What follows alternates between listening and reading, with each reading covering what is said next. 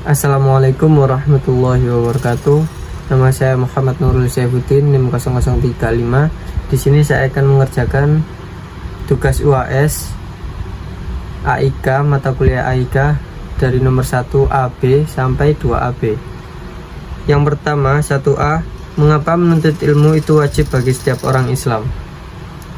Jadi di ayat Al-Mujadalah, di surat Al-Mujadalah ayat 11 yang berbunyi, ya ayyuhalladzina amanu idza qila lakum tafassahu fil majalisi fafsahu yafsahillahu lakum wa idza qilan suzu fa ansuzu yarfa'illahu alladzina amanu minkum walladzina utul ilma darajati wallahu bima ta'maluna khabir.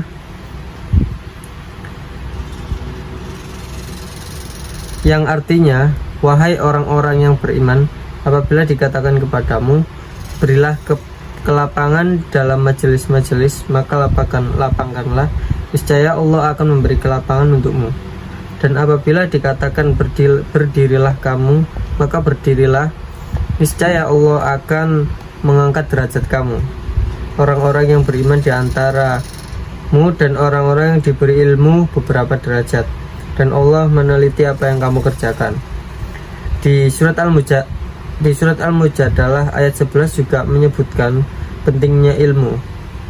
Dalam buku Islam Disiplin Ilmu oleh Amrah Husma, ilmu dalam pandangan Islam yaitu sesuatu kebutuhan yang harus diraih oleh setiap muslim, karena dari ilmu manusia dapat mengetahui hakikat dari kebenaran. Oleh sebab itu, kedudukan ilmu dalam pandangan Islam menurut ulama berdasarkan Al-Quran dan Al-Hadis adalah wajib. Diriwayatkan dari Anas bin Malik RA, Rasulullah bersabda, Tolabul ilmi faris sutu alal kulla muslim. Menuntut ilmu adalah kewajiban bagi setiap individu muslim. Jadi ilmu bagi orang Islam itu adalah wajib, karena dalam orang Islam ilmu adalah bisa membuat orang muslim itu mengetahui hakikat dari kebenaran. Yang selanjutnya nomor 1B, apa saja keutamaan seseorang yang menuntut ilmu?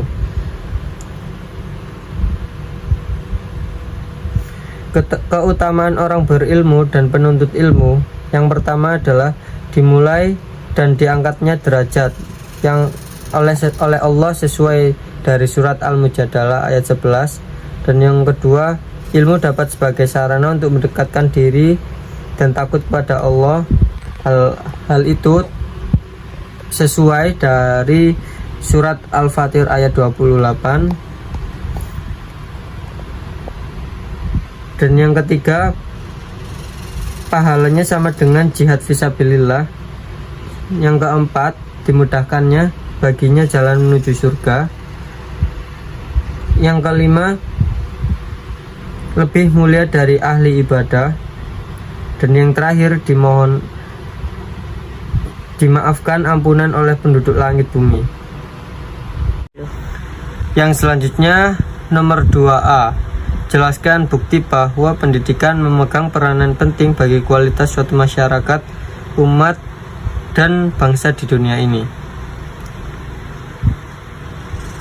Jadi pendidikan yang bermutu akan menghasilkan sumber daya manusia yang bermutu juga, dalam arti kualitas yang baik.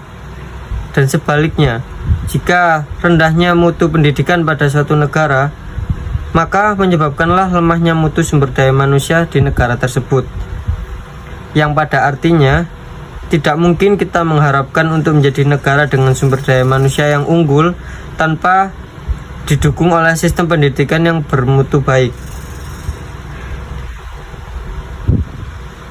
Negara-negara maju di dunia ini telah membuktikan bahwa pendidikan memang peran kunci dalam mencerdaskan bangsanya, sehingga mereka menjadi bangsa yang maju dan besar.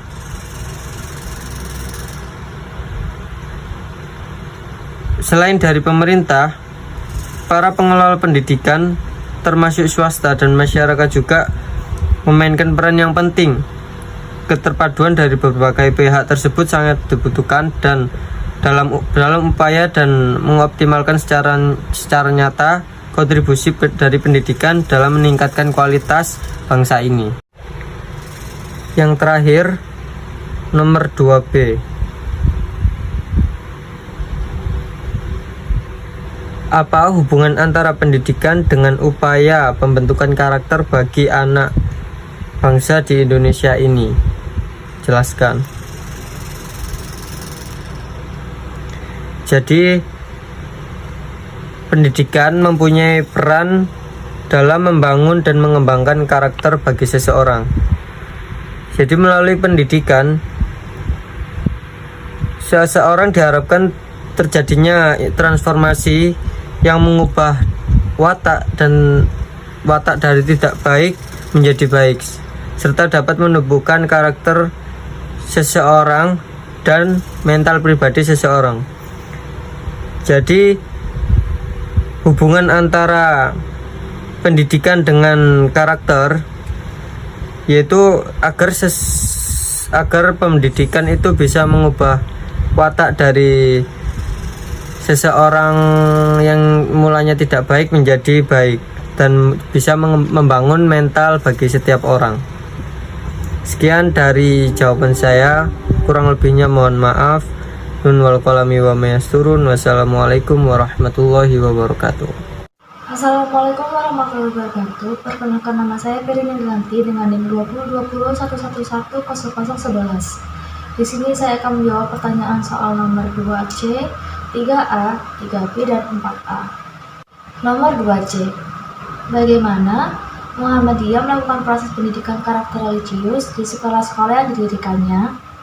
Jawabannya yaitu mengimplementasikan pendidikan karakter religius merupakan suatu upaya agar peserta didik mempunyai keimanan dan ketakwaan yang baik sekaligus memiliki akhlak mulia. Gerakan kepaduan Hizbul Wathan sangat membantu pendidikan untuk membentuk karakter religius peserta didik. Hal ini sesuai dengan tujuan Hizbul Wathan yang menyiapkan dan membina anak, remaja, pemuda yang memiliki akidah, mental, dan fisik berilmu, dan berteknologi serta berakhlak karimah dengan tujuan untuk terwujudnya pribadi muslim yang sebenar-benarnya dan siap menjadi kader persyarikatan umat dan bangsa. Nomor 3A. Menurut saudara, mengapa Kiai Haji Ahmad Dahlan mendahulukan penyelenggaraan pendidikan sebelum mendirikan organisasi Muhammadiyah? Jawabannya yaitu Kiai Haji Ahmad Dahlan salah satu tokoh yang peduli terhadap pendidikan bangsa Indonesia. Menurut saya, alasan Kiai Haji Ahmad Dahlan mendahulukan penyelenggara pendidikan dikarenakan beliau ingin merekat persatuan bangsa sekaligus melawan kolonialisme Belanda, dan beliau merasa prihatin terhadap perilaku masyarakat Islam di Indonesia yang masih mencampur baurkan adat istiadat yang jelas-jelas bertentangan dengan ajaran umat Islam. Nomor 3B. Jelaskan konsep dan filosofi pendidikan Islam menurut Kiai Haji Ahmad Dahlan. Menurut Kiai Haji Ahmad Dahlan, pendidikan Islam hendaknya diarahkan pada usaha membentuk manusia muslim yang berbudi pekerti luhur, alim dalam agama, luas pandangan dan paham masalah ilmu keduniaan, serta bersedia berjuang untuk kemajuan masyarakatnya. Nomor 4A. Jelaskan maksud dan tujuan pendidikan Muhammadiyah.